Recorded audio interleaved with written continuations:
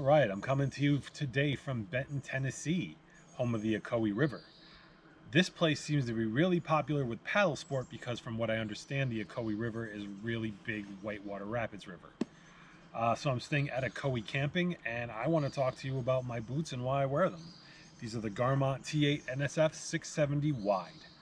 I need an extra wide shoe because I have an extra wide foot. Unfortunately, this one isn't quite wide enough, so I have to choose between having them too long or too narrow.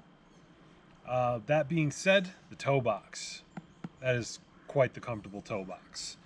The weight, super light, just under 2 pounds.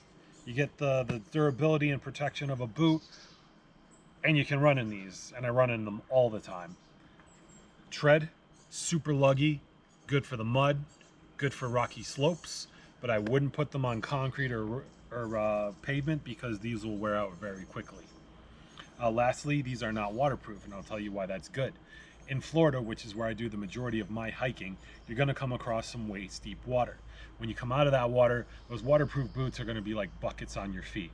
It's a no-go. Also, they trap in moisture in hot, humid environments, which is going to cause discomfort to your feet. These are well ventilated.